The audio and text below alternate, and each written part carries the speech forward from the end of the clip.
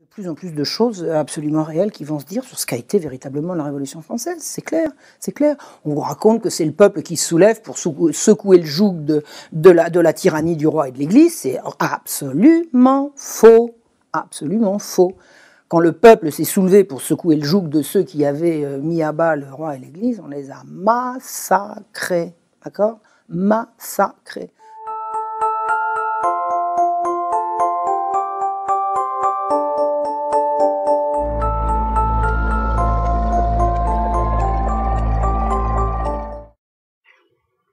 Quelle période de l'histoire avez-vous étudié en profondeur? Le XVIIIe siècle. J'ai commencé mes recherches, c'est-à-dire que les premiers documents archivistiques que j'ai eu entre les mains et avec lesquels j'ai travaillé, ce sont des documents qui ont été écrits autour de 1750 à Paris. Voilà. C'est le cœur de ma recherche, c'est le point de départ de ma recherche. Alors bon, une fois qu'on a commencé, on remonte, on redescend, je veux dire, je vais jusqu'à la Révolution française d'un côté, je remonte jusqu'à la moitié du règne de Louis XIV de l'autre, mais le début de ma recherche historique, c'est vraiment Paris 1750. Et Paris 1750, c'est incidemment, c'était pas l'objet de ma recherche, mais la sortie de l'encyclopédie et l'affaire de l'hôpital général. Enfin, c'est une période un peu nodale du virage qui va se passer dans le royaume de France. Il y a beaucoup de choses qui se jouent et qui se décident à ce moment-là. Et c'est ce que je connais vraiment bien maintenant. Quels faits ont particulièrement retenu votre attention durant cette période historique? Et ce que j'ai découvert, c'est qu'en fait, la royauté absolue, puisque c'est comme ça qu'on l'appelle, est en fait assaillie de toutes parts par des oppositions qu'on m'a vendues quand j'étais gamine, enfin dans tout l'environnement laïcard et républicain dans lequel j'ai été élevée, comme une saine opposition à des abus. Alors il y avait l'opposition des parlements, l'opposition des philosophes des Lumières, et des parlements, c'est-à-dire des juges, l'opposition janséniste, l'opposition des magistrats contre l'absolutisme royal. Et ces deux oppositions se faisaient également contre l'Église. Donc effectivement, j'ai grandi dans l'idée que le roi était absolu, donc abusif, et que l'Église était toute puissante, donc abusive, et que les combats menés par les forces d'opposition, qui étaient soit la magistrature janséniste, soit les intellectuels des Lumières, étaient des combats libérateurs et émancipateurs. Bon, alors avec le nez dedans, on efface tout et on recommence. C'est-à-dire que c'est pas ça du tout. C'est pas ça du tout. J'ai tout remis à zéro. Ça n'est plus du tout ce que je vois. Je peux pas vous le résumer, mais enfin, la monarchie était assaillie par des salauds et l'Église a été accusée de crimes qui, quand elle ne les avait pas commis, étaient véritablement commis et par ceux d'en face. Donc voilà, j'ai vraiment c'est pas que j'ai eu envie de remettre les choses à l'endroit. Un historien, c'est quelqu'un qui va chercher dans les textes ce qui s'est passé. Si ce qui s'est passé, c'est pas ce qu'on m'a dit, bah, je me contente de dire ce qui s'est passé. Et ça heurte les gens qui voulaient croire ce qu'on avait dit avant, mais ça, j'y peux rien. J'y peux rien, chacun son problème. Le problème de l'historien, c'est de faire de l'histoire, c'est pas de faire plaisir. Et puis d'ailleurs, j'ai été la première à qui ça a déplu. Parce que quand vous croyez pendant 30 ans, 40 ans, 50 ans à des vérités premières et que vous apercevez qu'on vous a menti, c'est très, très, très désagréable comme impression. C'est très désagréable. Alors de deux choses l'une, soit on dit bon je veux pas le savoir, c'est des cons et on passe à autre chose, soit on se dit il y a un chien enterré là, comme on dit, il y a quelque chose à chercher, et moi c'est mon genre, à chercher, à fouiller, et ensuite à essayer de comprendre pourquoi quand vous amenez des vérités, c'est pas inédite, les historiens savent ce que je dis, hein, les historiens savent ce que je dis, mais les historiens ils n'atteignent pas, pour autant que je sache, le grand public, celui qui n'est pas historien. Donc vous avez à l'université des historiens qui savent un tas de choses, et vous avez un public qui pense exactement le contraire, et il n'y a pas de pont entre les deux. Pourquoi? Peut-être parce que des gens comme moi ne sont pas rentrés dans ce système-là avant, je ne sais pas. On nous ment tout le temps. Et l'histoire est un des moyens de démonter le mensonge. C'est à ça que je me consacre. Ça n'a pas été simple, hein, à l'université, on m'a fichu des choses trappes. Hein. Ça n'a pas été simple du tout. Mais quand on veut ce qu'on veut, en général, on y arrive. Et puis j'avais suffisamment de bouteilles pour voir arriver les coups et pouvoir les parer. Prenant sur moi, hein, on m'a fait rater 1 an quand même. Hein. J'aurais dû avoir le DEA en 1 an, je l'ai eu en 2. Belle chose trappe, enfin on en reviendra. On en reparlera un autre jour si vous voulez. Donc ce que je veux dire, c'est que l'historien, il est là pour restituer ce qui s'est passé. Et ce qui s'est passé, ça dérange immanquablement tous les gens à qui on a fait croire autre chose. Donc, selon vous, quelles seraient les véritables causes de la Révolution française? C'est le libéralisme. C'est la Révolution française, c'est la prise de pouvoir sur une société organisée en ordre dans laquelle le bien commun est une notion acceptée par tout le monde, dans lequel le roi a son rôle, la noblesse a son rôle, l'Église a son rôle, les travailleurs ont leur rôle, enfin chacun a son rôle, plus ou moins bien, enfin bon, je dis pas que tout bête, mais c'est une espèce d'ordre établi, fondé sur le bien commun, et on le remplace par le profit. Le bien commun sera dicté par le profit, et non pas par les règles, non pas par les lois, non pas par la morale, non pas par Dieu, non pas par... Voilà. On va remplacer une société fondée sur le bien commun par une société fondée par le profit pour tous. Que le meilleur gagne. Le meilleur étant le plus fort, le plus immoral. Enfin bon, c'est pas comme ça qu'on nous l'a vendu, mais c'est comme ça que ça s'est passé.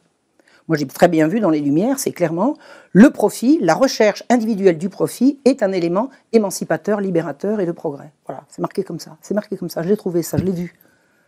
Donc à partir de là, on fait quoi? On fait une société on laisse tomber, on fait tomber toutes les barrières, on prend comme liberté suprême la liberté du renard libre dans le poulailler libre, on écrase les petits, on diffame, enfin, je veux dire, c'est l'horreur. Alors qu'est-ce que c'est la Révolution française? C'est l'arrivée au pouvoir de ces gens-là. C'est tout. C'est tout, avec le peuple qui a résisté, et puis on les a trahis, enfin je veux dire, il faut l'écrire. Moi je l'écrirai pas, l'histoire de la Révolution française, il y a des tas de gens qui l'ont écrite. On vous raconte que c'est le peuple qui se soulève pour secouer le joug de la tyrannie du roi et de l'Église, c'est absolument faux, absolument faux. Quand le peuple s'est soulevé pour secouer le joug de ceux qui avaient mis à bas le roi et l'Église, on les a massacrés, d'accord? Massacrés. Le peuple n'est pas en cause dans toute cette...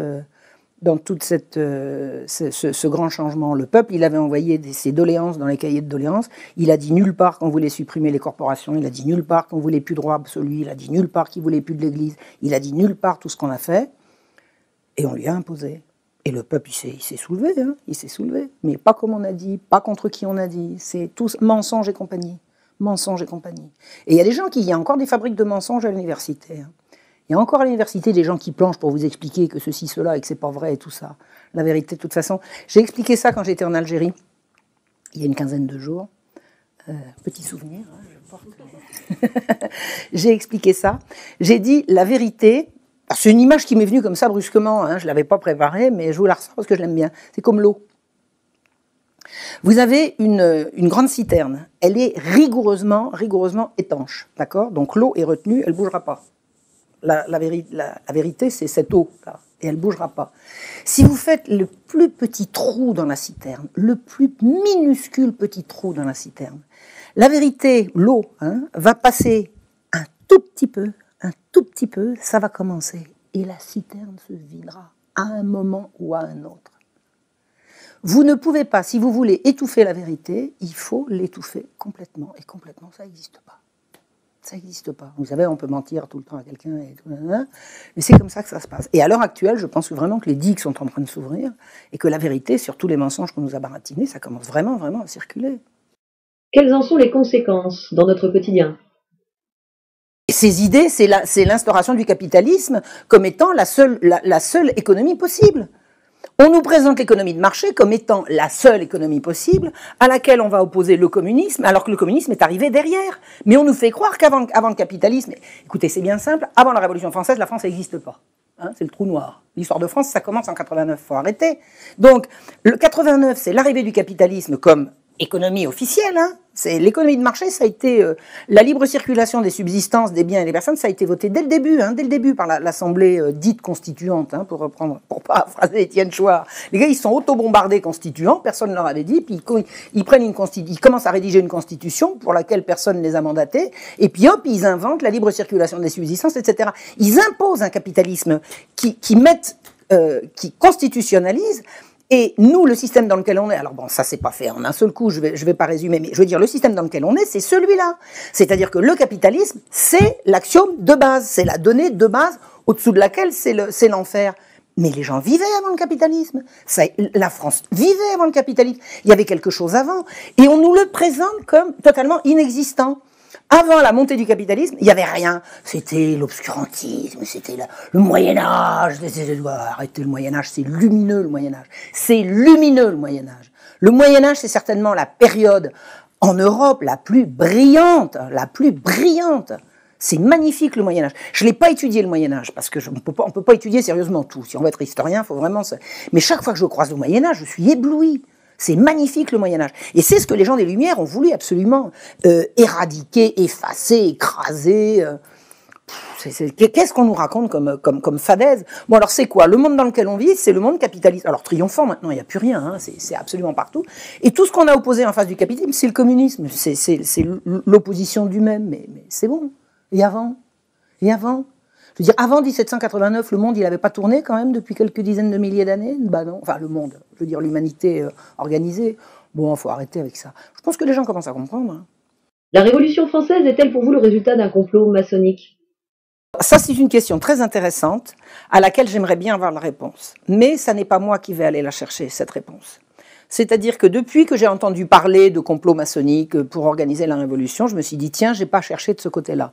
Quand je vois l'énormité de ce qu'il faudrait fouiller pour avoir réponse à la question, je ne peux que me dire, ça n'est pas pour moi. Modestement, je pense qu'il faut chercher dans ce sens-là. L'hypothèse me semble plausible.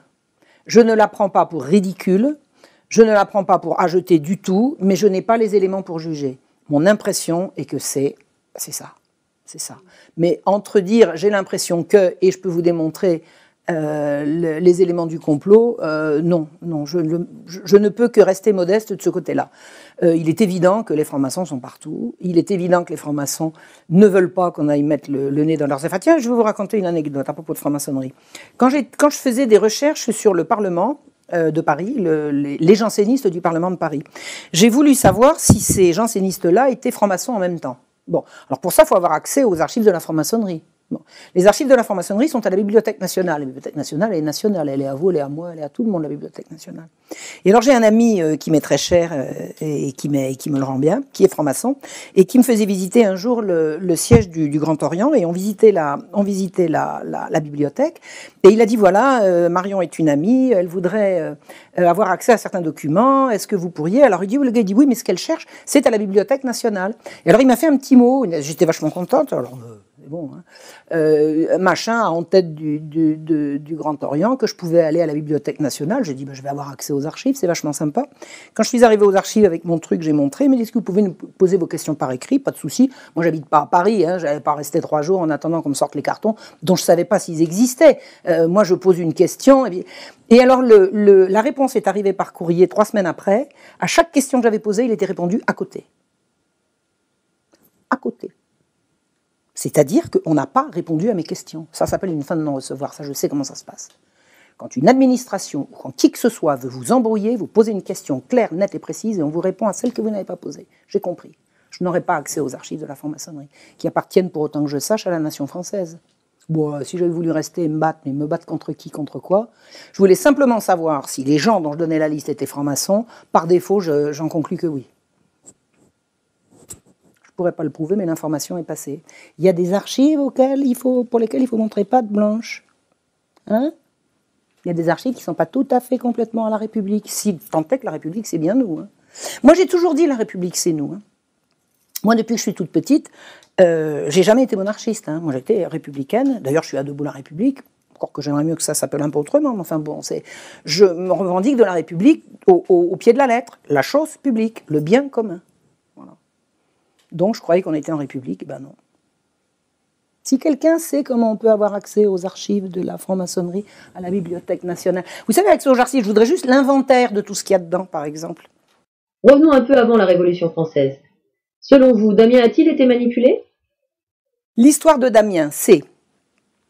Ce jeune homme se met brusquement, sans aucune raison valable, apparente, à attaquer le roi.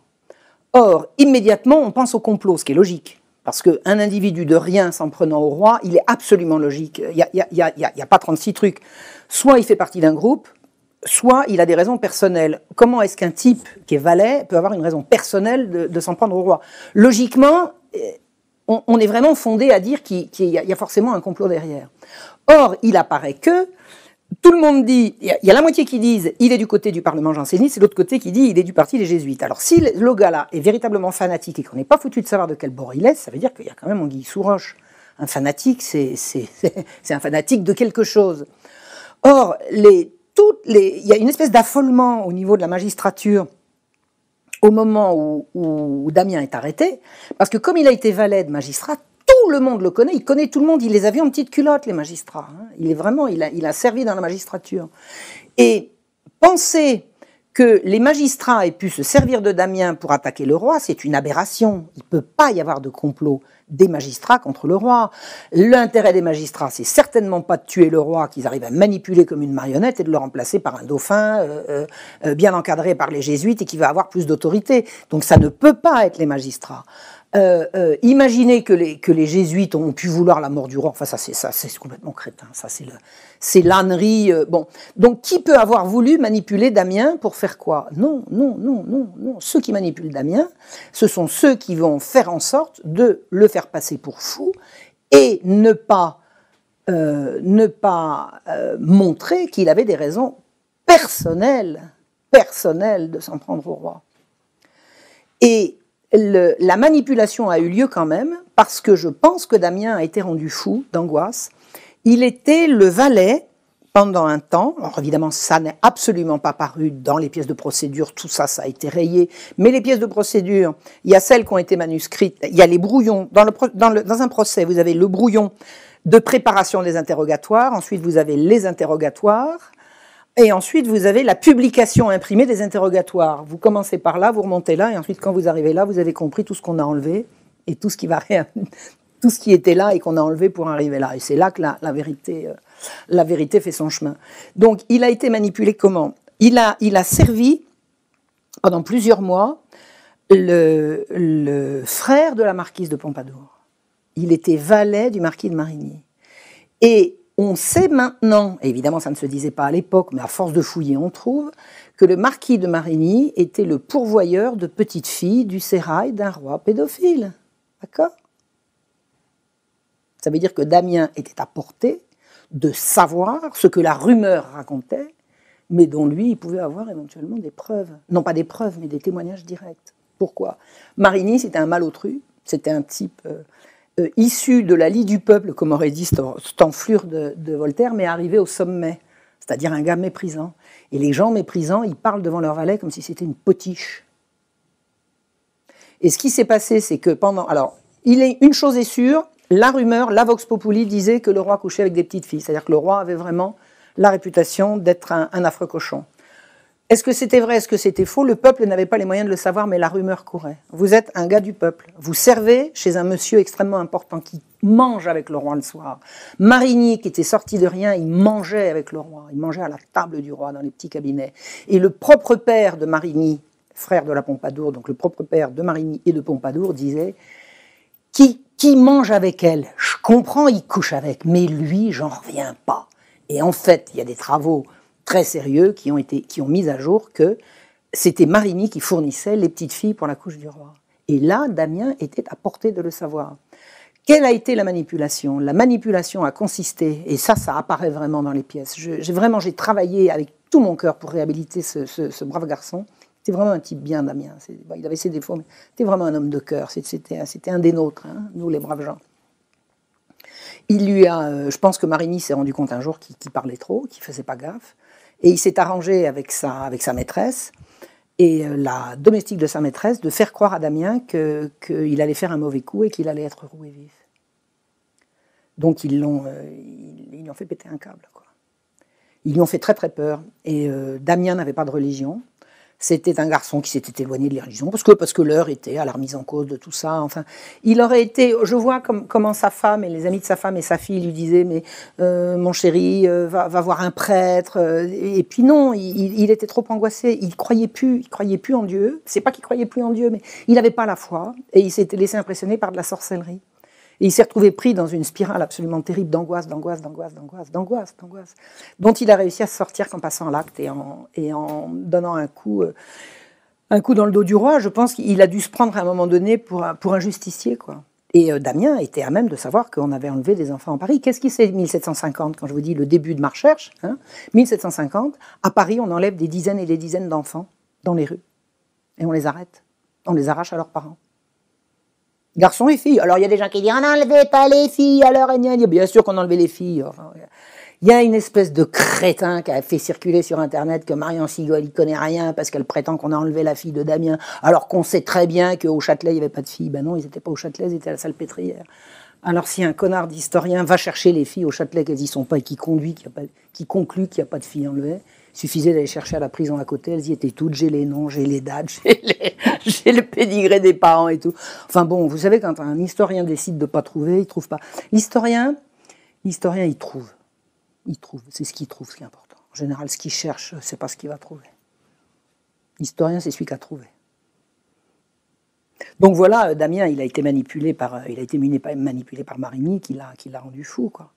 Parce que Marigny savait plus comment s'en défaire. Imaginez, vous êtes vous avez chez vous, vous êtes au courant de secrets d'État, hein, et puis vous parlez comme ça librement devant votre valet, puis un jour vous apprenez que le valet, il dit quoi, de quoi, qu'il a sa morale, qu'il a également une famille, faut s'en débarrasser. Et on s'en est débarrassé en le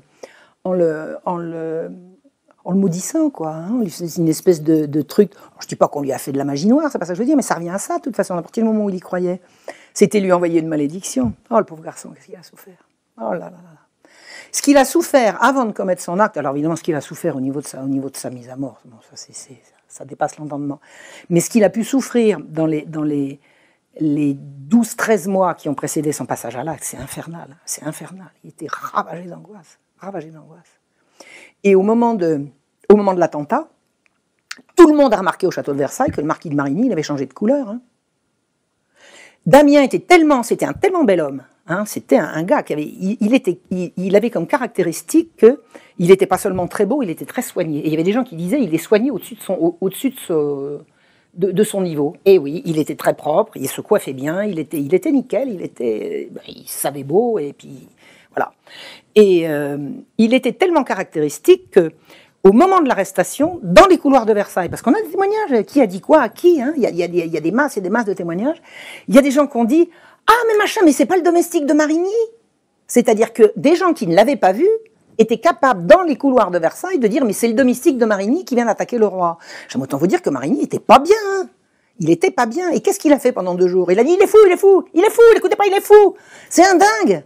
C'est un dingue. » Alors Voltaire, un fou, un misérable, un fou, eh bien il est fou, il est fou. De toute façon, dès que quelqu'un a quelque chose de grave à dire, il est fou, elle est folle, circuler, il n'y a rien à voir. Dès que vous traite quelqu'un de fou, allez-y, allez chercher. Hein. Allez-y. Dès que quelqu'un de public est traité par quelqu'un de fou, c'est là qu'il faut fouiller. Qu'est-ce qu'il a bien pu dire?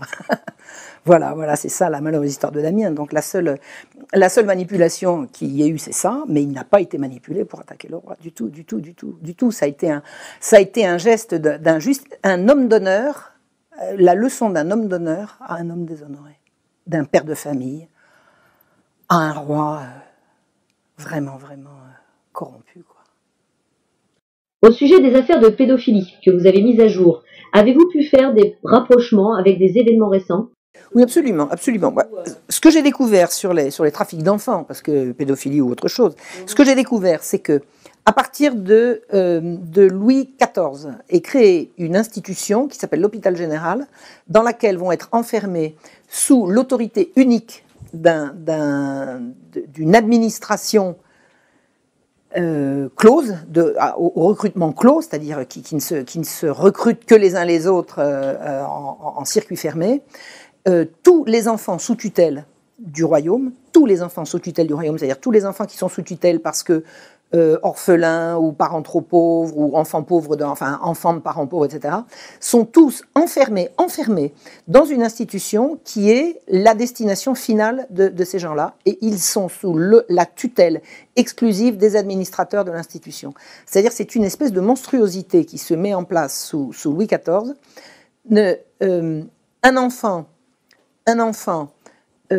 entré comme enfant trouvé ou enfant orphelin ou enfant quoi ou qu'est-ce, dans l'institution qui s'occupe de lui, a comme unique tuteur les administrateurs de l'hôpital général. J'ai étudié les registres d'entrée et de sortie de cette gigantesque institution qui s'appelle l'hôpital général. Gigantesque, c'était une administration absolument tentaculaire qui avait des ramifications absolument dans tout le royaume. En étudiant les registres d'entrée et de sortie, à la fois sur Auxerre, un petit peu, mais sur Paris énormément, j'ai vu que cette institution se livrait à un épouvantable trafic d'enfants. C'est-à-dire que des enfants entrent dans l'institution, ce qui est leur but, ils en sortent, ce qui est impensable. Le sortir de l'institution n'est prévu à aucun moment par les statuts. Un enfant qui entre dans l'institution est censé y grandir et devenir adulte et en sortir avec éventuellement un métier ou un contrat de mariage ou un contrat d'apprentissage ou quoi qu'est-ce. Des enfants qui entrent dans l'institution n'ont pas à en sortir. Il n'y a plus de destination de sortie. J'ai mis à jour des milliers et des milliers et des milliers de sorties, non pas suspectes, c'est pire que suspectes, c'est potentiellement criminel. Vers où, vers quoi ?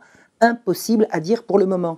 Mais l'institution qui s'occupe des enfants sous tutelle est une institution qui se livre à des trafics inouïs, jamais étudiés. Je l'ai mis à jour, d'accord ? Bon, j'ai pas eu un entrefilet dans la presse pour avoir sorti La Marche Rouge, toujours disponible, continue de se vendre, merci.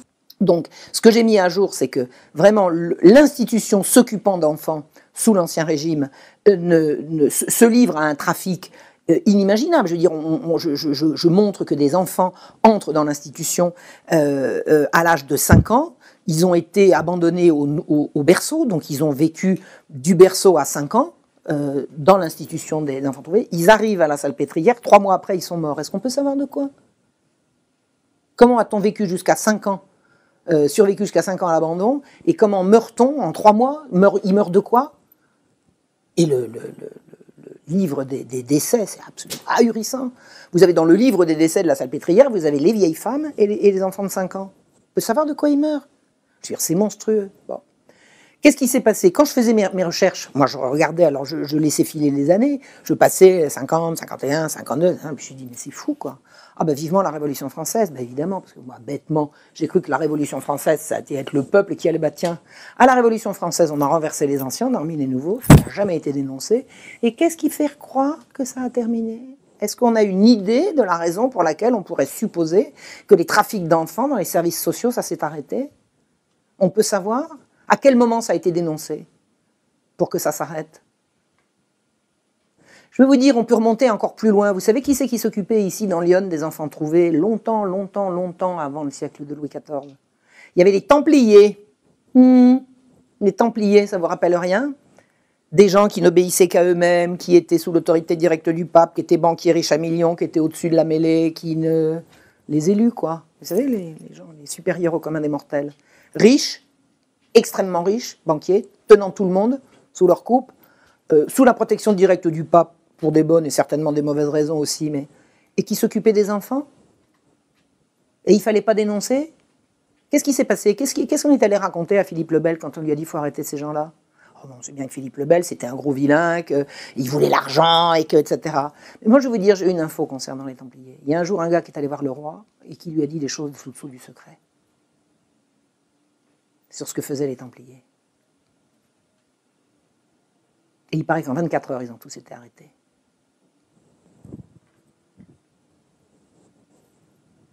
À suivre. À suivre. À fouiller, disons. À fouiller. Ce que je sais, c'est qu'un roi de France ne pouvait pas dénoncer publiquement un réseau pédocriminel. Aucun homme d'État n'a jamais publiquement dénoncé de réseau pédocriminel. Ça ne peut pas venir d'en haut. Donc, on accuse d'autre chose.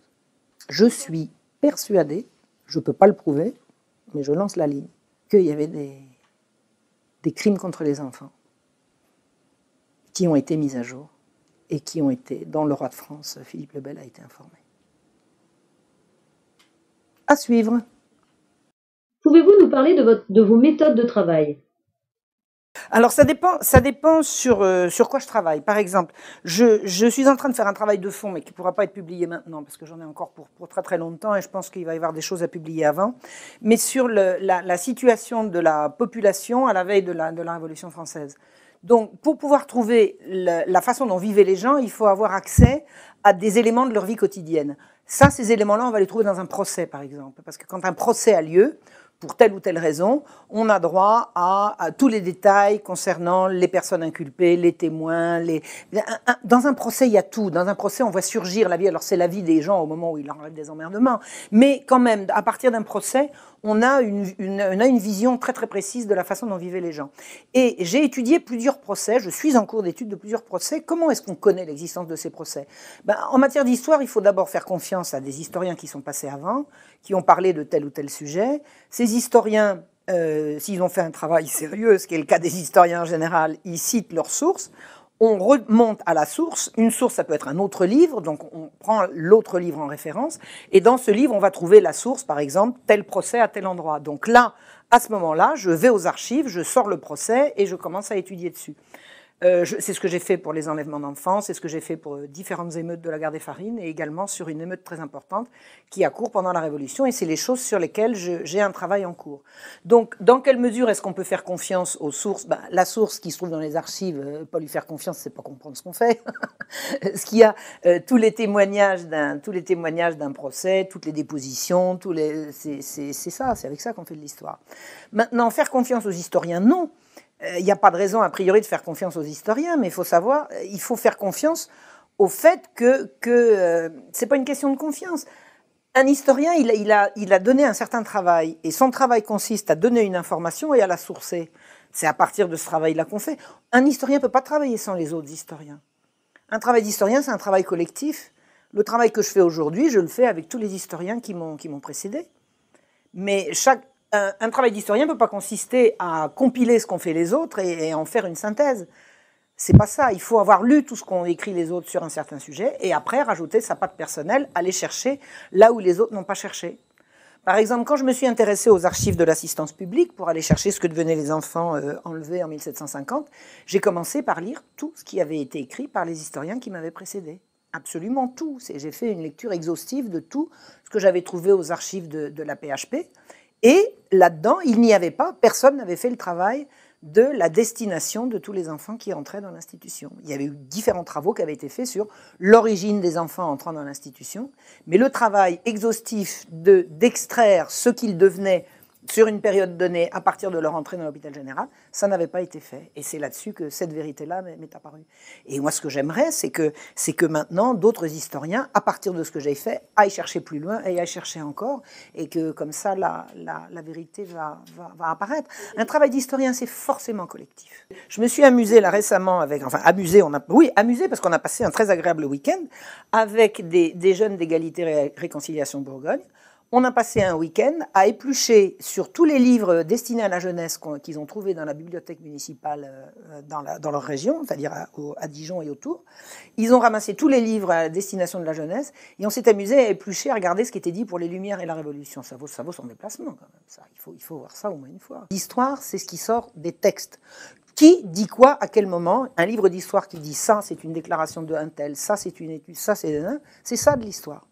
Alors que tous les livres qu'on a regardés à l'usage des enfants, ce sont des idées toutes faites, des poncifs, des âneries qu'on dit, et à la veille de la Révolution, le peuple n'en peut plus de faim. Pourquoi il a faim? On peut savoir pourquoi il a faim. Et le peuple ne veut plus de l'absolutisme royal. Qui c'est qui a dit ça? Qu'est-ce qu'ils en savent?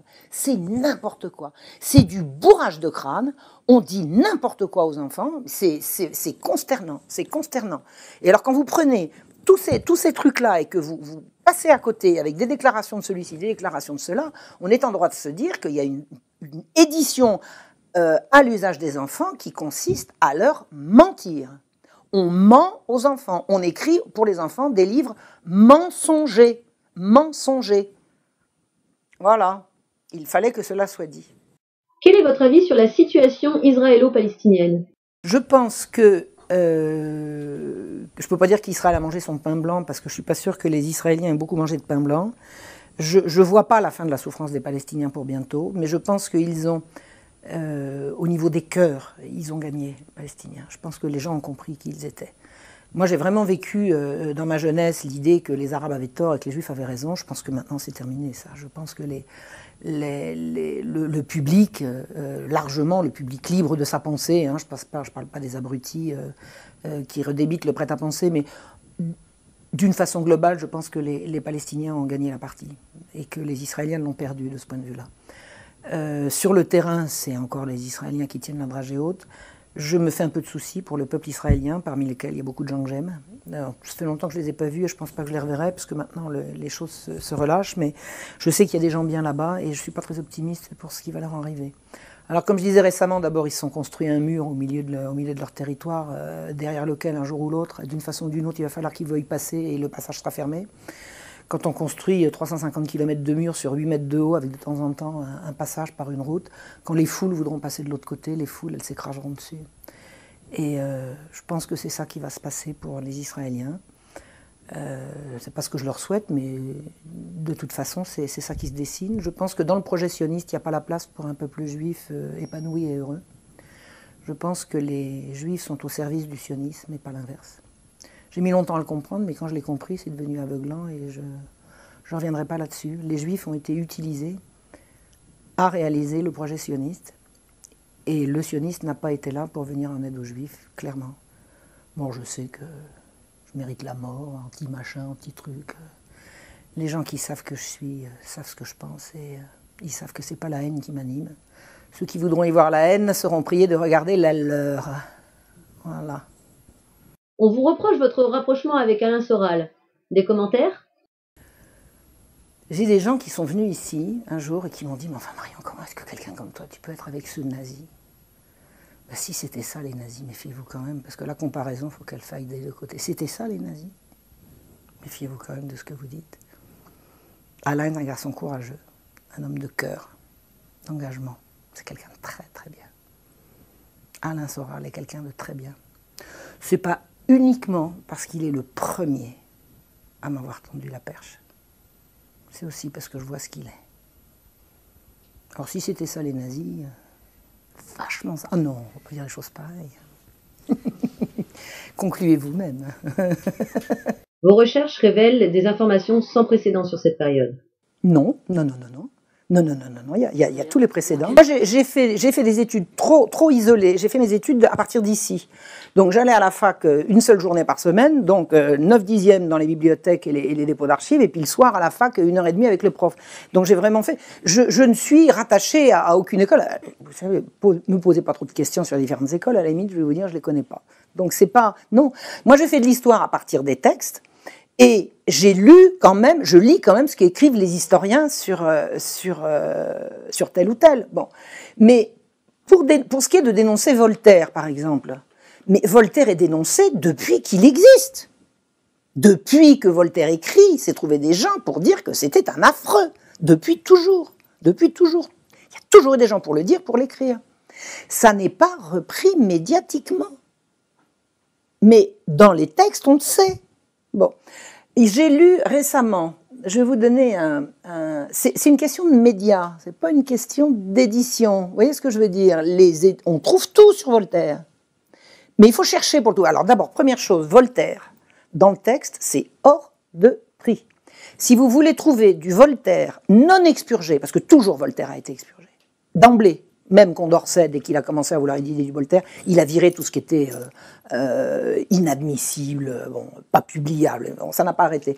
Vous avez l'édition la plus complète vraiment de Voltaire, c'est l'édition dont parle Henri Guillemin, de M. Besterman, qui était un Anglais, qui était fou de Voltaire, alors c'est extraordinaire. On doit à un amoureux de Voltaire la dénonciation la plus féroce de ce qu'a été Voltaire, c'est-à-dire la publication de ce qu'il a écrit sans censure. Alors que ce monsieur Besterman ait fait ce travail remarquable de publication in extenso de tout Voltaire sans la moindre censure par admiration, alors quand on voit ce qui sort, quand c'est pas censuré, ça me laisse sans voix. Oh, bon, c'est comme ça. L'intégrale de Voltaire, il y en a 32 volumes à 50 € le volume. Vous trouvez ça où, vous? En bibliothèque? Eh bien, c'est ce que j'ai fait. Moi, je suis allé chercher un volume, vous les sortez un à un, vous avez 1300 pages, d'accord? Et il y en a 32 autres à lire. Qui c'est qui va lire ça? Qui c'est qui va lire ça? Voltaire est inaccessible. Voltaire est hors de prix. Donc vous allez lire des gens qui ont lu Voltaire. Alors maintenant vous avez Internet. Vous savez que Voltaire a dit ceci, cela. Vous ouvrez les guillemets, vous faites la citation, vous fermez les guillemets et vous allez trouver des tas de trucs sur Internet, mais ça ne sera pas la version de Besterman. Alors un truc. Vous cherchez votre référence, vous regardez où ça se trouve, vous allez en bibliothèque, vous cherchez Besterman et là vous comparez. Et moi j'ai trouvé un truc comme ça. Par exemple, je vais vous dire ce que j'ai trouvé. À propos de l'affaire Calas, Voltaire a écrit une lettre qui dit « Si Madame Calas est coupable, qu'on la punisse. Si elle est innocente, aidez-la pour l'amour de Dieu. » Un truc comme ça, je résume. Donc, si Madame Calas, malgré tout ce qu'on en a dit, est coupable, qu'on la punisse, et aidez-la pour l'amour de Dieu. Ça, c'est dans la version disponible au grand public. D'accord ? Et dans Besterman, il y a marqué « Si Madame Calas est coupable, qu'on la brûle. » Et comment on trouve ça ? Alors, il y a des auteurs, alors moi je reviens, il y a 2 auteurs extraordinaires. Il y en a un, il s'appelle Michel Cuny. Ça fait des années qu'il se bat tout seul avec sa femme pour faire paraître des trucs comme ça. Alors évidemment, les grands médias ne le relaient jamais, etc. Il travaille d'arrache-pied, il a fait un travail fabuleux. L'or au prix du sang. L'or au prix du sang, Michel Cuny et Françoise Petit-Demange, c'est un travail extraordinaire. C'est-à-dire que c'est un travail de compilation qui a dû lui demander un travail colossal, dans lesquels 90% du texte, c'est du Voltaire, les 10% restants sont ce que Michel Cuny et Françoise Petit-Demange s'autorisent à commenter pour nous. C'est de la dynamite, Achetez ce bouquin, il circule. Et Michel Cuny fait des vidéos également. Je vais tout de suite aller au vif du sujet en prenant un extrait d'une lettre que Voltaire adresse à un personnage dont il ne faut pas retenir le nom, la marquise de Bernières. Et ce qui est important à dire, c'est qu'à ce moment, il a 28 ans. Il lui écrit ceci. « Pour moi, madame, qui ne sait point de compagnie plus aimable que la vôtre, et qui la préfère même à celle des Indes, quoique j'y ai une bonne partie de mon bien, je vous assure que je songe bien plutôt au plaisir d'aller vivre avec vous. » Eh bien, à cette époque précisément, alors qu'il n'a que 28 ans, il est propriétaire de 3 actions de la Compagnie des Indes. 3 actions, on peut les évaluer. 3000 livres par rapport à nos 200 livres pour une année de travail, ça fait déjà quelque chose. Mais surtout, ça nous permet de voir que dès ce moment, Voltaire est intéressé finalement très directement par la traite des Noirs. Alors, je ne le suis pas sur tous ces trucs, parce que moi, je suis 18e siècle, et il fait d'autres choses aussi, notamment sur la dernière guerre et tout. Je ne peux pas le suivre là-dessus, il faut se spécialiser, sinon après, on ne fait plus rien de propre. Et il y a également un monsieur qui s'appelle Xavier Martin. Xavier Martin, qui est un universitaire, hein, c'est un professeur à l'université d'Angers, je crois, qui a écrit un bouquin, mais explosif, Voltaire méconnu, explosif. Mais qui lit ce bouquin ? Qui lit ce bouquin ? Alors ça faisait des mois qu'on me disait « Marion, il faut que tu lises Xavier Martin ». Alors comme j'ai beaucoup de trucs à lire, je repoussais, j'ai dit « Ça y est, je vais m'acheter Xavier Martin ». Bon, en même temps, je passe ma commande à la FNAC, Xavier Martin, Voltaire méconnu, disponible en stock, voilà, et votre truc sera débité au moment de partir, puis je surveille, au bout de 3 semaines, je dis « Bon, c'est bon là, la FNAC, 3 semaines pour… Donc je rebipe, livre disponible. Ah, ben j'ai dit si le livre disponible, ça va arriver. Alors j'envoie un petit message, on m'a dit donc la FNAC là. Oui, tout à fait, oui, 3 semaines de délai. Je lui dis attendez, 3 semaines encore ? Oui, alors 6 semaines de délai ? Je dis, il est disponible ou pas ? Oui, il est disponible. Je lui dis hop, j'appelle l'éditeur, je dis vous avez le livre de Xavier Martin ? Oui, 48 heures après je l'ai. Alors ça veut dire quoi ça exactement ? Non mais j'aimerais bien comprendre. En passant par la FNAC, c'est 2 fois 3 semaines sans être sûr de l'avoir, et en passant directement par l'éditeur, c'est 48 heures. Qu'est-ce qui se passe là ? Comment on fait là pour avoir accès au livre ? Maintenant, il faut passer par des réseaux. C'est complètement dingue. Non, je vais dire, vous voulez acheter un bouquin, passez directement par l'éditeur. Passez par l'éditeur, laissez tomber les libraires. Enfin, les libraires en ligne, hein, les libraires du coin, alors là, respect. Hein. Moi, je vais d'abord voir le libraire du coin. S'il l'a pas, mais franchement, c'est dégueulasse. Alors je dis, Xavier Martin, il a fait un travail absolument colossal. Avec vous, Xavier Martin, et avec cette époque, la Révolution française, je vais vous citer une phrase d'un historien qu'on a reçu ici sur le plateau, il s'agit de Jean de Vigry. Il y a dans cette volonté destructrice, plus qu'une volonté froide, on y trouve comme une haine satanique. Qu'est-ce que vous en pensez ? Oui, alors je crois que là, j'y ai déjà fait allusion, la violence première est une violence logique, une violence mentale, une violence au niveau des principes philosophiques, de la négation de toute vie intérieure en l'homme, etc., et de de la vocation de la Révolution à s'immiscer et à s'introduire à la place de Dieu, disons, dans la tête des gens. Ceci dit, les violences concrètes, sur quoi ça débouche. On leur part de sadisme, de rancœur sociale, de souci de vengeance, etc. Et il est vrai que cette obsession de haine fait songer à quelque chose de diabolique. Et je pense spécialement, en l'occurrence, à Voltaire, qui est si haineux vis-à-vis de la religion chrétienne et d'une manière presque pathologique. Je pense à une courte phrase, une courte expression de Voltaire à propos où il englobe ses frères les philosophes et où il dit Satan notre père commun. Satan notre père commun, c'est pas le seul élément qui laisse songeur quant à une dimension diabolique chez Voltaire. Colossal sur les Lumières. Et je vous dis, j'ai presque honte de dire colossal, parce que ce que je veux dire, c'est que moi j'ai pas le niveau d'un monsieur Xavier Martin. Hein. Je veux pas avoir l'air de lui distribuer des bons points comme je suis plus modeste que ça. Je dis colossal parce que je m'incline, je suis ébobie, quoi. Respect, c'est fabuleux, fabuleux.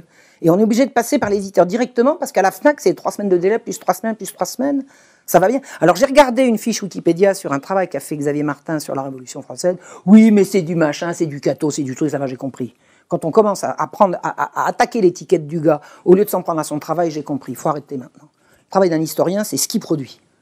Cette préférence à l'information est due à du laxisme, de la maladresse, de la bêtise, ou bien est-ce volontaire ? Je pense que c'est volontaire, et puis la bêtise se rajoute par-dessus. Il y a vraiment un désir que la vérité soit pas dite. Il y a une organisation qui fait que la vérité soit pas dite. C'était quoi le deuxième truc ? Le laxisme, c'est la lâcheté. C'est la lâcheté. C'est la lâcheté. Il y a des gens qui disent « Ah bah oui, malin. » Bah oui. Non, je pense qu'il y a vraiment un désir que les gens ne sachent pas. Il y a un désir que les gens ne sachent pas. Et je pense que la lâcheté dans certains milieux, c'est la bassesse, c'est ce qu'il y a de mieux partagé, quoi. On nous embrouille, on nous ment. Toute l'organisation politique, qui est la nôtre, qu'on nous présente comme démocratique, est fondée sur des mensonges. Il est bien évident que dès que suffisamment de gens vont avoir conscience de l'imposture, ils vont cesser de se laisser faire et le nouvel ordre mondial va passer aux oubliettes de l'histoire. Qu'est-ce qu'on nous vend ? On nous vend que c'est comme ça et c'est pas autrement et que ça peut pas être différent. Ah bah si, justement. Je pense que rendre les gens ignorants, esclaves et dépendants, il y a des gens que ça intéresse, il y a des gens dont c'est le but. Et moi, je fais partie, comme vous, comme les gens qui nous regardent et que je salue, de ceux qui veulent que ça cesse. L'humanité est là pour être heureuse, pas pour lécher les bottes d'une petite élite autoproclamée de salopards pervers polymorphes et tout ce qu'on veut, qui ont décidé qu'ils étaient supérieurs à moi. Personne n'est supérieur à moi. Je suis supérieur à personne et personne n'est supérieur à moi. Quel parallèle faites-vous entre les mensonges que vous avez découverts et ceux que l'on pourrait éventuellement entendre aujourd'hui dans les médias ? C'est les mêmes. C'est les mêmes. Dans Mes braves gens, on s'occupe de vous. Moi, le mensonge le plus, celui qui m'agace le plus en ce moment, parce que je suis dessus, c'est tout ce qui a trait à l'Église catholique. Ah, ça, c'est absolument invraisemblable. Moi, j'ai grandi dans la religion catholique, donc quand j'étais jeune, j'étais tout à fait catholique militante, et puis j'ai appris. J'étais bête, je pensais que l'Église c'était quelque chose de bien, j'ai appris que la pédophilie c'est venu après, mais que l'Église c'était l'Inquisition, que l'Église elle brûlait les gens, que l'Église elle voulait empêcher les gens de s'épanouir, que le but de l'Église c'était la domination, etc. Puis j'y ai cru. C'était bien rentré comme ça, j'y ai cru. Alors je faisais partie de ces cathos pendant un temps qui disaient « Moi je suis catholique parce que je crois au message évangélique, parce que c'est quand même un peu la base, hein. C'est quand même un petit peu, un rien, bon c'est quand même le message de Jésus, mais je suis contre l'Église. » Et il y a plein de cathos en France qui sont comme ça. Ils sont catholiques mais quand même contre l'Église. Pourquoi ils disent ça ? Ils disent ça parce qu'on leur a tellement fait rentrer dans la tête que l'Église a commis tous ces crimes dont on leur fait la liste, qu'ils se disent « Ben oui, mais donc on n'est pas d'accord avec ça. » Mais mensonge, bon Dieu de bois, mensonge. Il faut reprendre un à un tous les crimes qu'on impute à l'Église, mais un à un et voir qui, quoi, quand. C'est ahurissant, quoi. C'est ahurissant. La domination de l'Église sur les âmes à l'époque de l'Ancien Régime, ça me fait rigoler. Je demande un exemple. L'Église, paraît-il, a censuré Diderot. Ah bon, c'était l'Église qui dirigeait le ministère de la librairie. Oh bon? Comment est-ce que l'Église a pu censurer Diderot? Ah oui, l'Église a donné son avis en disant qu'elle condamnait alors elle n'a pas le droit. Quand l'Église donne un avis sur une publication, on appelle ça censurer. Mais quand l'encyclopédie dit ce qu'elle pense de l'Église, c'est quoi ça? Mensonge, mensonge, mensonge. Il est temps que les cathos se réveillent, là. Il est temps que les cathos se réveillent. Quand les catholiques sincères, je dis pas les catholiques organisés comme... les gens qui se sentent comme moi, imprégnés de tout ce catholicisme qui a fait notre pays, quand ils vont se réveiller, on va remettre les pendules à l'heure, on va arrêter de mentir comme ça. Hein. Et il est temps que les catholiques se réveillent. On n'a pas séparé l'Église et l'État. À la Révolution française, on a soumis l'Église à l'État. Avant la Révolution, l'Église était autonome. Par le biais de la dîme qu'elle percevait et dont elle restituait les bénéfices en termes de tous les services qu'elle rendait à la population, elle était indépendante de l'État. À la Révolution française, on a fait la constitution civile du clergé. On a soumis l'Église à l'État. Donc on n'a pas séparé les pouvoirs, on a lié les pouvoirs à la Révolution. On a fait l'inverse.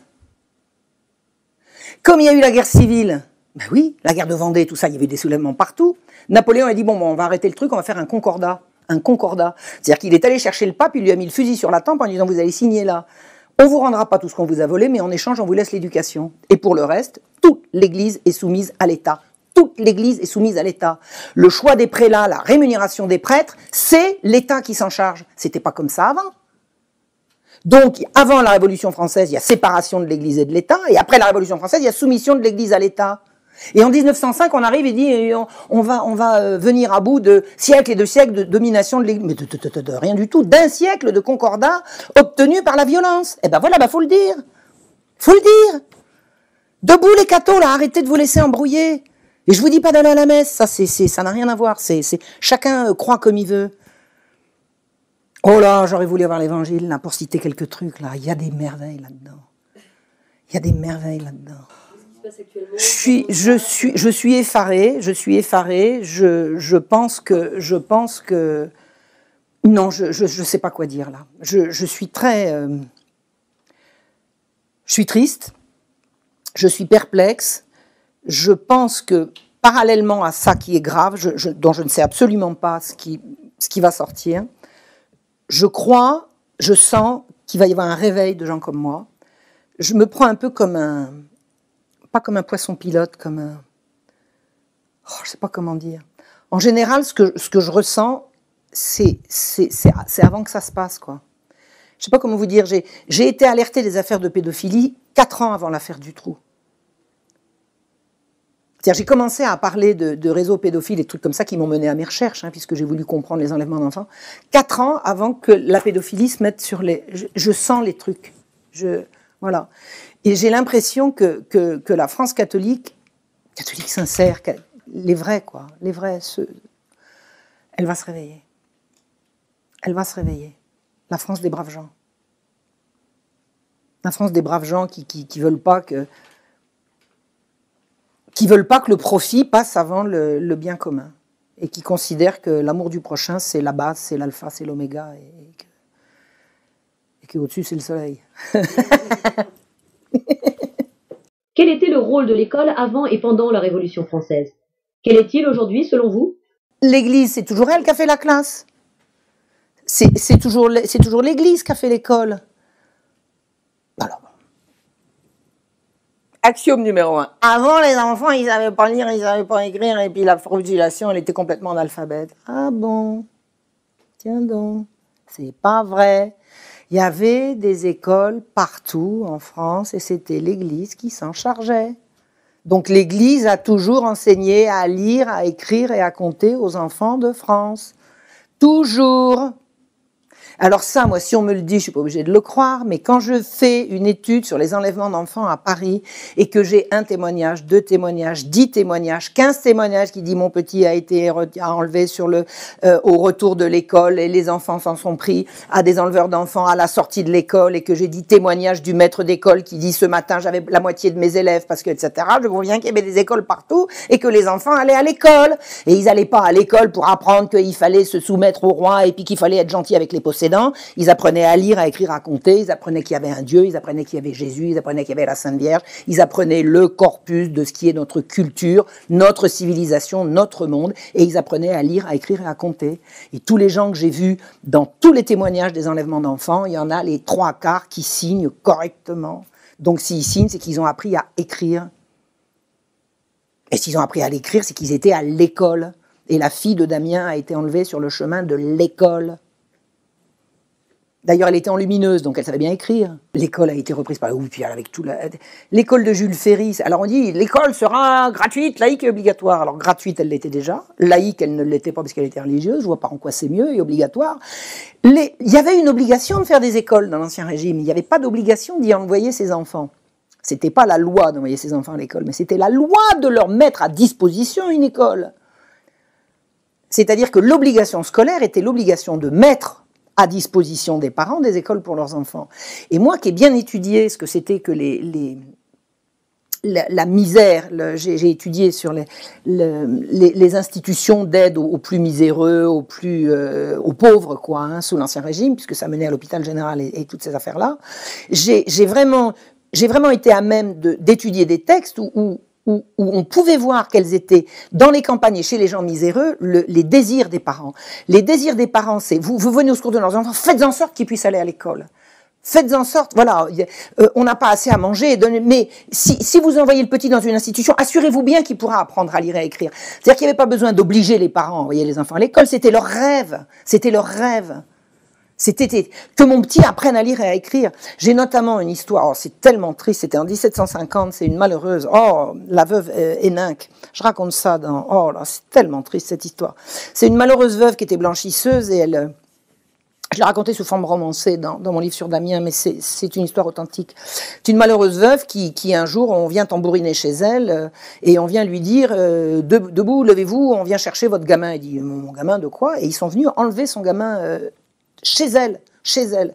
Et ça faisait plusieurs jours qu'il y avait un flic qui la harcelait, puis qui lui disait vous êtes disputé avec votre gosse et tout. Enfin, il y avait des flics qui étaient autour d'elle et autour du gosse.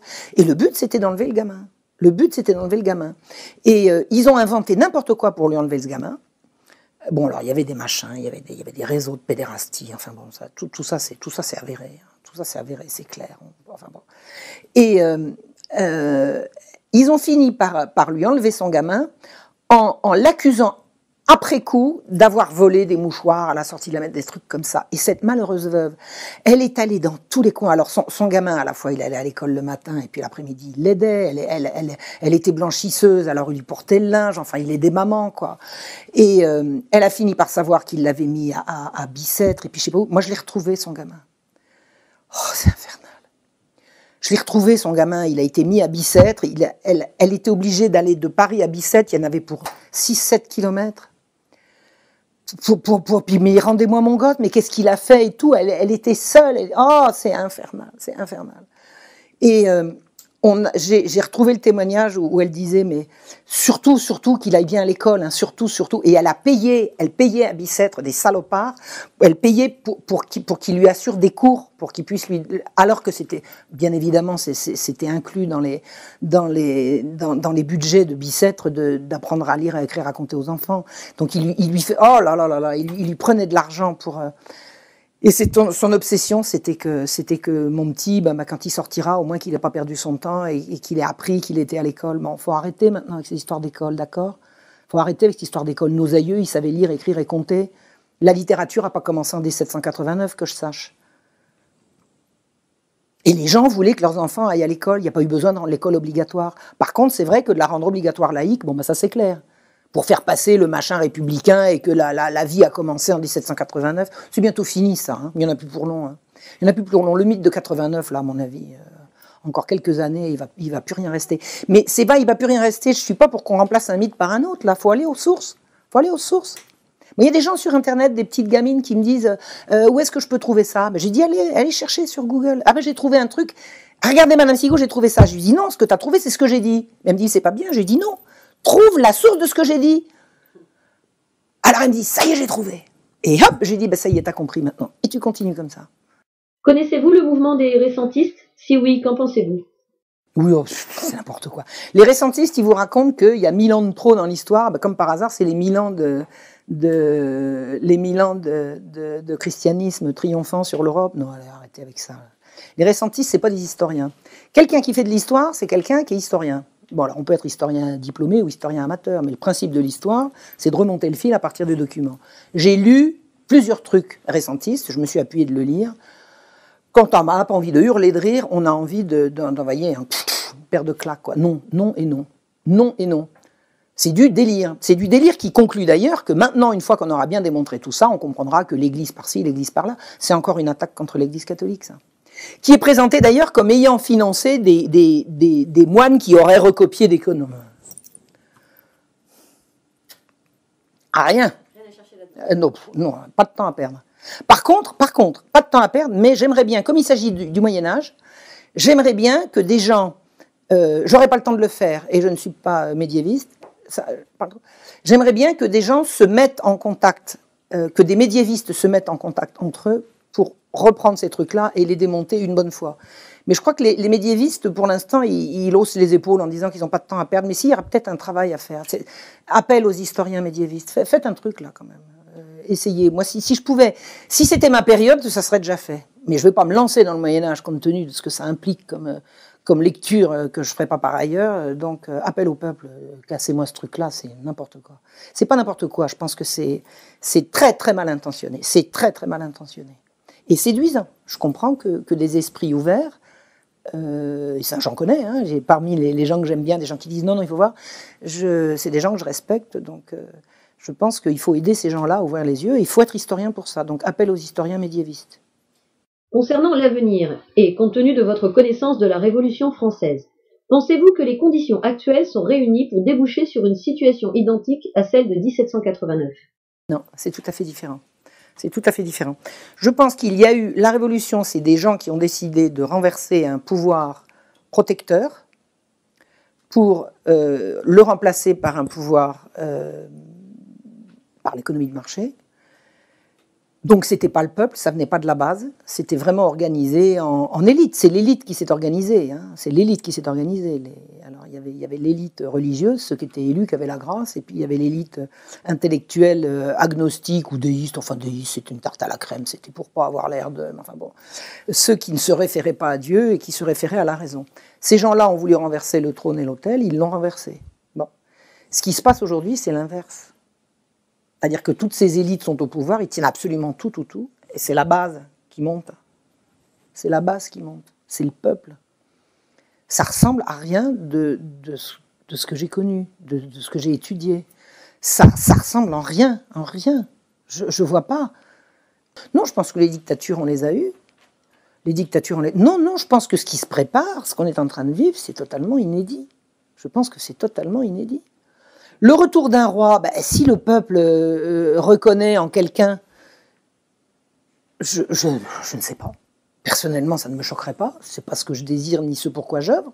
Mais si ça se présente et que les gens le veulent, moi je suis une grande démocrate, une vraie là, hein, Vox Populi, Vox Dei. Je ne sais pas ce qui peut se présenter. Ce que je sais, c'est que ça me semble être non pas comparable à ce qui s'est passé en 89, mais pratiquement l'inverse. Hein. Moi, je verrais ça plutôt, je peux me tromper, mais je verrais ça plutôt l'inverse. C'est-à-dire que tous les gens qui ont été écrasés à cette période-là, ils remuent encore.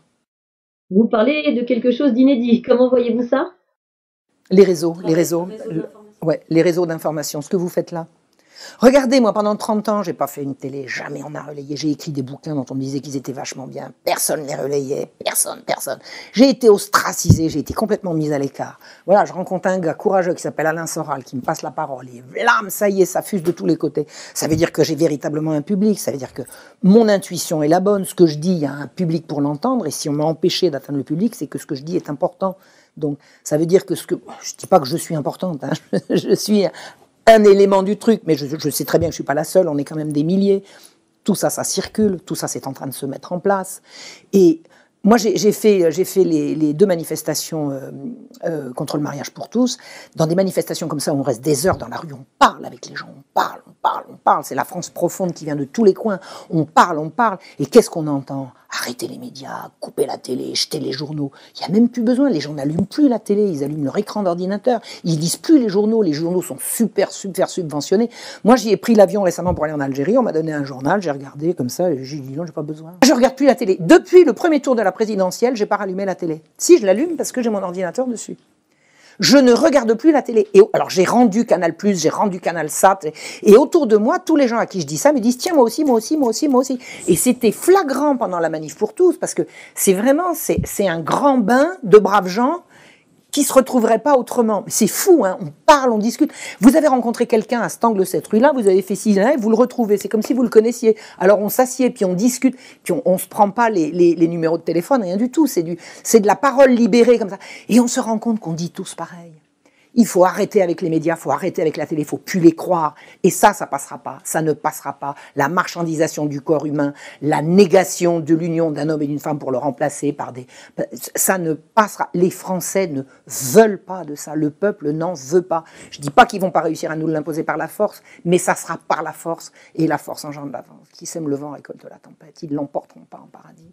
Les Français ne veulent pas de ça, et il n'y a pas que les Français. Il n'y a pas que les Français en ce moment, moi je parle pour ce que je connais. Donc qu'est-ce qui est en train de se passer? Il est en train de se passer que tous ceux qui font l'opinion, le savoir, les médias et tout, sont totalement décrédibilisés et qu'ils sont moins nombreux que nous. On n'est plus nombreux. C'est la fin d'un cycle. Quels enseignements pour l'avenir peut-on tirer de cette réhabilitation d'histoire? Je ne sais pas si je peux répondre là-dessus. Je ne crois pas.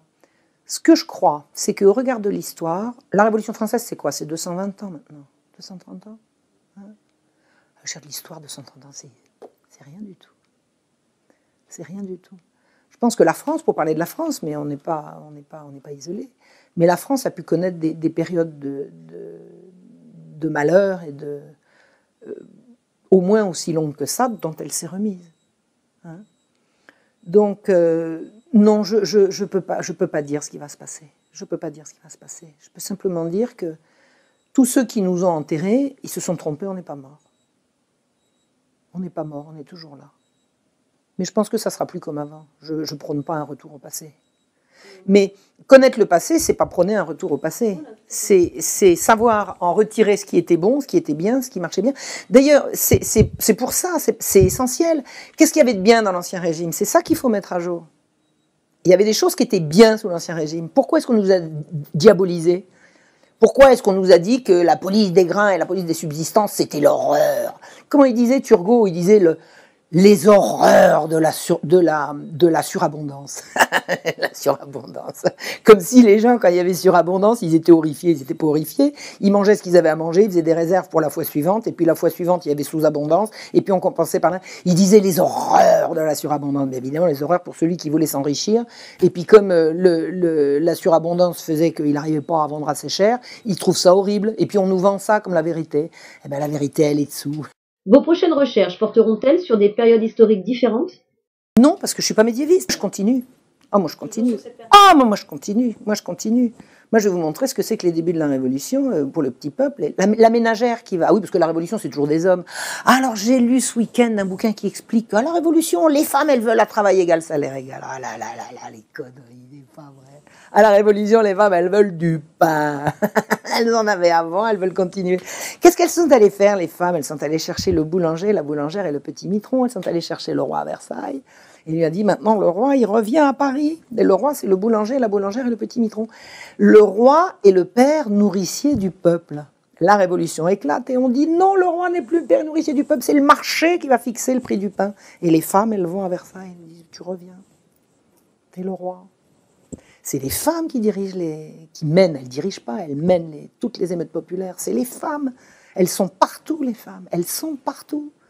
Moi, je suis très fière d'être française. Mes aïeules, qui ne sont pas Olympe de Gouges, ni machin et truc, j'en ai rien à fiche. Mes aïeules, c'était elles qui faisaient bouillir la marmite.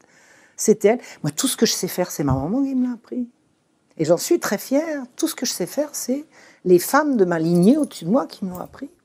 Et j'ai pas besoin d'être féministe pour autant. Être femme, c'est bien suffisant à mon bonheur. Je pense que quelqu'un qui voudrait m'expliquer que je vais être plus heureuse comme executive woman que dans mes 4 murs que vous voyez là, c'est quelqu'un qui se fout de ma gueule. D'abord, j'ai pas besoin qu'on m'explique ce qui est bien. En plus, qu'un homme soit macho, je trouve que c'est aussi bien que d'avoir une femme féminine. Personnellement, un homme viril m'attire plus qu'un homme pas viril. Alors je vais vous raconter un truc. Moi, quand j'ai commencé, c'est pas quand j'ai commencé, j'ai toujours cherché à me brancher avec des gens pour discuter. Moi, j'ai été complètement isolé, j'ai été éjecté des médias, donc j'ai passé toutes ces dernières années à essayer de trouver avec qui je puisse communiquer. Je me suis branché à un moment donné avec des laïcards. Alors comme la laïcité, c'est quand même pour tout un tas de raisons que j'ai expliqué par ailleurs, c'est un peu ma tasse de thé, je me suis mise avec ces laïcards en me disant je vais essayer de leur apporter un petit peu de mes découvertes, en disant là où ils se trompent, je vais essayer de leur... Et alors je suis tombée sur des gens, une espèce de... Oh là là, le mec il se dit féministe, il est féministe, c'est dans son programme, il est féministe.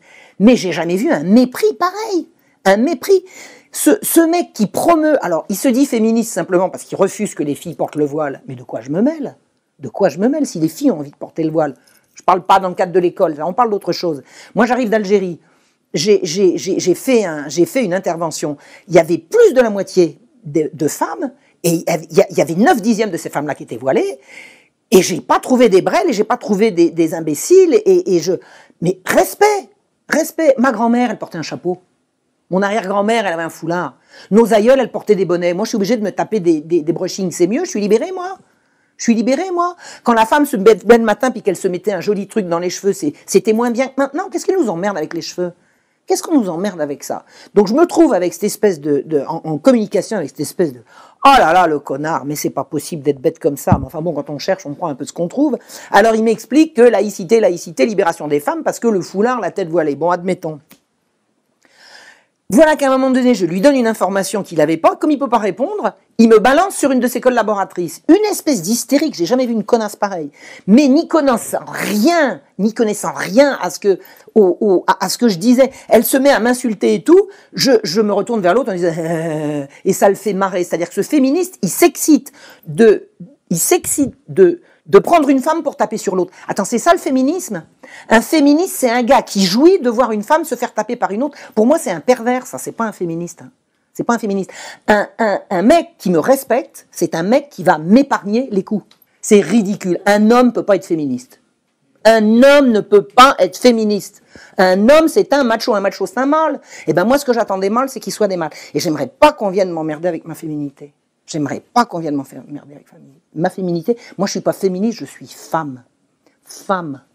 Apprendre à vivre, c'est apprendre à exister par soi-même, c'est apprendre à se positionner. Enfin, je veux dire, dans le couple, on n'est pas toujours je suis. Dans le couple, on croirait qu'il faut qu'il y en ait un qui domine et un qui soit dominé. Mais enfin, moi, j'ai vécu en couple, il y avait ni dominant ni dominé. Je suis désolée. C'est un savant équilibre, c'est ça la vie, c'est fait de respect, c'est fait d'estime, c'est fait d'amour, mais moi j'ai jamais dominé personne et je refuse qu'on me domine. D'ailleurs, si j'avais accepté qu'on me domine, j'en aurais moins bavé. Hein. Moi vraiment, ce que j'en ai bavé, c'est que j'ai toujours refusé qu'on me domine. Je ne veux pas être dominé, mais je ne veux dominer personne. Je ne domine personne. Ni chien ni chat. Non, la domination, pour moi, c'est la perversion. C'est d'ailleurs le monde dans lequel on vit. On est gouverné par des gens dont le fantasme est la domination. Et la domination, il n'y a pas à être dominé. Moi, je veux bien un maître ponctuel, sur un truc précis. Par exemple, pour apprendre l'histoire, je me suis fié à mes maîtres, d'accord? Mais je ne me suis pas laissé dominer. C'est ponctuel, c'est précis, c'est les compétences, et puis c'est un passage. On n'est pas l'égal, l'élève n'est pas l'égal du maître. On est bien obligé de passer par des apprentissages, d'engranger et de faire fructifier ce que ceux qui sont passés avant nous ont donné. Ça implique qu'on n'est pas tous égaux, mais ça n'implique pas qu'on soit dominé par qui que ce soit. Parce qu'on grandit. On évolue, on se tire vers le haut, on commence par recevoir, après ça on donne, enfin c'est tout l'apprentissage de la vie. Je pense qu'on est gouverné par des grands malades, je pense que c'est la maladie des gens, c'est la maladie de l'humanité. Je pense que tous ces gens qui ont été très très maltraités quand ils étaient gamins, ils perpétuent, ils restituent, et voilà quoi. Mais la vérité, elle se trouve dans les grands mythes et dans les grandes religions. On n'a rien inventé, il n'y a rien sous le soleil. Oh, c'est tellement beau. La dernière fois que j'ai revu ça, j'en avais les larmes aux yeux. Je crois que c'est un message de Jésus, je crois que c'est dans Matthieu. Et celui qui viendrait à scandaliser le plus petit de ses enfants, enfin, c'est un passage extraordinaire, où Jésus explique que c'est quand on s'attaque aux enfants qu'on s'attaque à l'essentiel, quoi. C'est l'humanité dans ce qu'elle a de plus pur, de plus généreux, de plus donnant, recevant, aimant, spontané et fort. Ouais, ouais. Moi, j'ai un côté enfant, enfin, sans faire de psychologie, j'ai un côté enfant que j'ai vraiment réussi à sauvegarder. C'est à 100%. C'est vraiment le truc dont je suis fière, quoi. C'est-à-dire que toute ma spontanéité, qu'on n'a pas arrêté de me culpabiliser, on me traitait d'hystérique, par exemple, quand je pousse un cri de joie, hystérique, non, c'est pas ça, hystérique. Quand j'ai eu ma maîtrise, je téléphone, j'avais mention très bien. J'étais parti avec l'idée que je pouvais rien faire. Je passe ma maîtrise, mention très bien. Je téléphone. Ouais, ça va, calme un peu ton hystérie. Un copain. Non, il m'a pas dit ça comme ça. J'ai dit, oh bon. Alors j'envoyais des SMS partout. Ouais, tralala. Spontanéité, le bonheur, la joie de vivre. Hein, bon. Et non, c'est 2 jours après. Je rappelle le copain en question, il me dit oui, au moment où tu m'as envoyé ton message hystérique. J'ai dit quoi? Je lui dis c'est ma joie de vivre mais tu sais que l'hystérie c'est une maladie. Je te semblais malade là? C'est monstrueux. C'est monstrueux. On casse, on salit, on avilit tout ce qui est beau, tout ce qui est spontané. Non, la retourne, ça va se retourner, ça. Je pense vraiment que les gens vont comprendre, quoi. Un bon éclat de rire, eh ben c'est bon, puis ça se partage.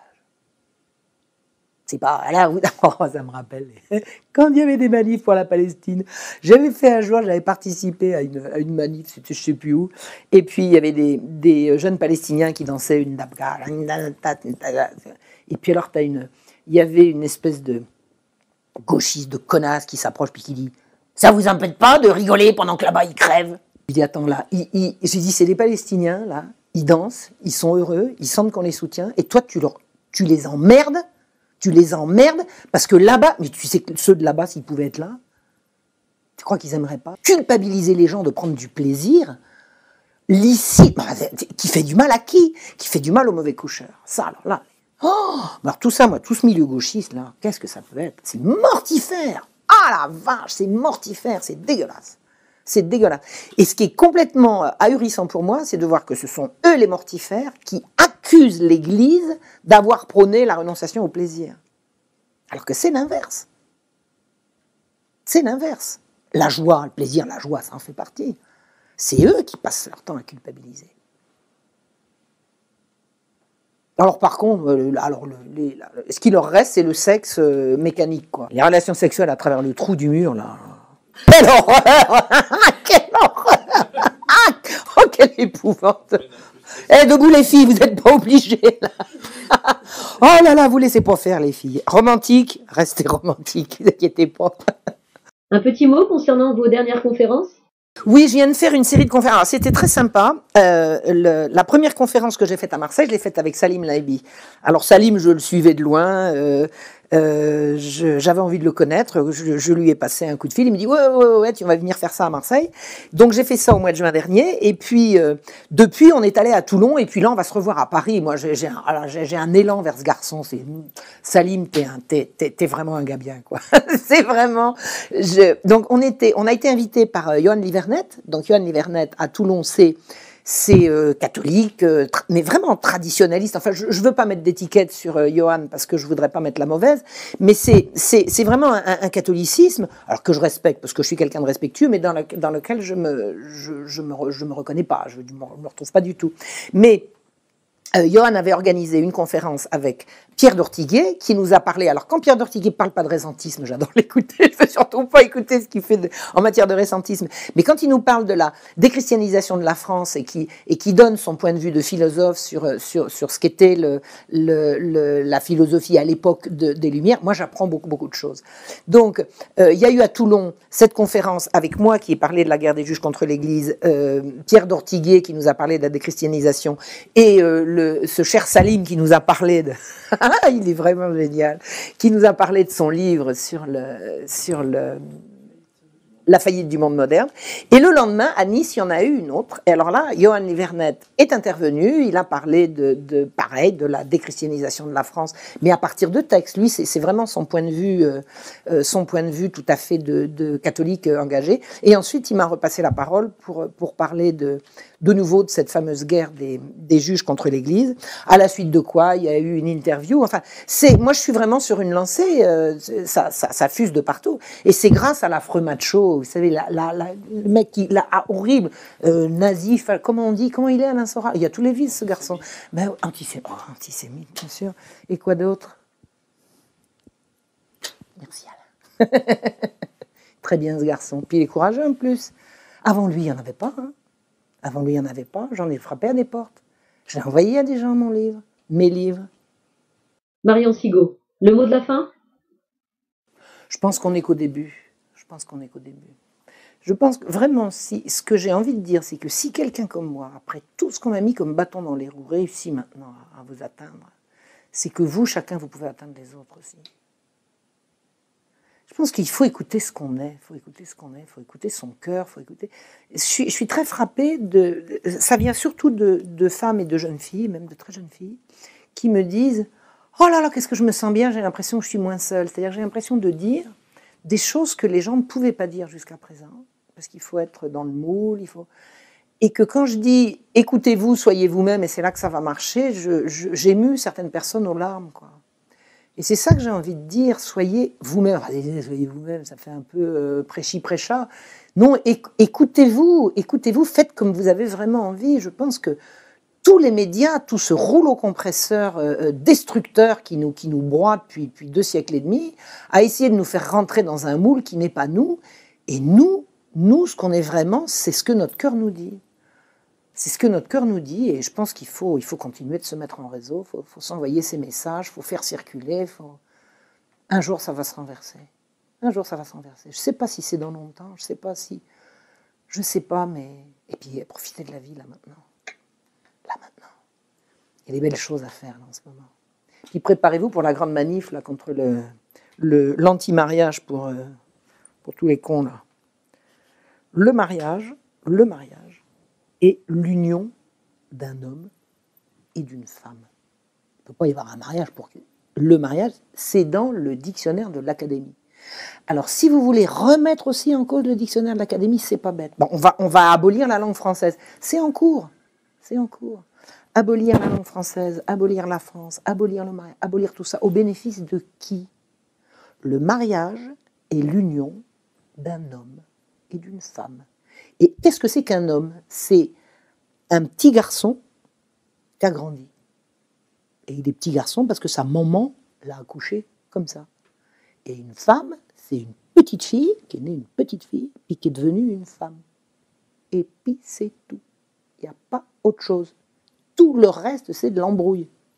Et le pervers, le mode de fonctionnement du pervers le plus courant, c'est de semer la confusion mentale. Dès que vous êtes en état de confusion mentale, on fait de vous ce qu'on veut. Et un des moyens extraordinairement courants de semer la confusion mentale, c'est d'obtenir l'attention des gens et de faire une phrase à laquelle, quand elle est terminée, personne n'a rien compris. Là, les gens sont sidérés. Ils se disent « Merde, j'ai loupé quelque chose. Je suis trop bête. Je n'ai pas compris. » Et il y a plein de profs qui font comme ça. Il y en a qui cultivent la clarté, mais il y a des tas de profs qui font comme ça, il y a des tas de manuels qui font comme ça. Il y a des tas de discours qui sont comme ça. Et le mariage pour tous, c'est un discours de confusion mentale. Faut pas laisser passer cette merde.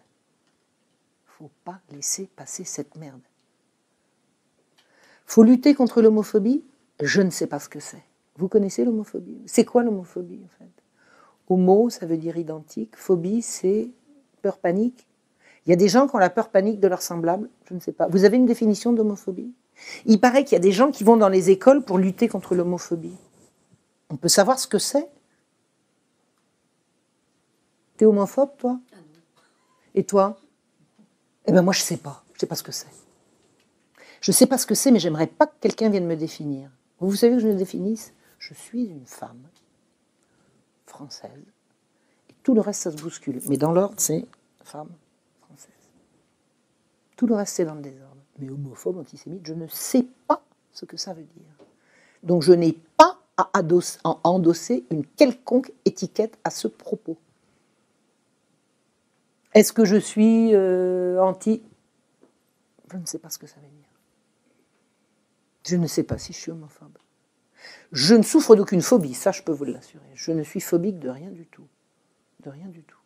Est-ce que j'ai des amis homosexuels? Ben évidemment, tout le monde. Celui qui n'a pas d'amis homosexuels, il n'a pas assez d'amis. Statistiquement. Évidemment que j'ai des amis homosexuels. Évidemment. Est-ce que je veux qu'ils aient le droit de se marier? Mais ils ont le droit de se marier. Tout le monde a le droit de se marier en France.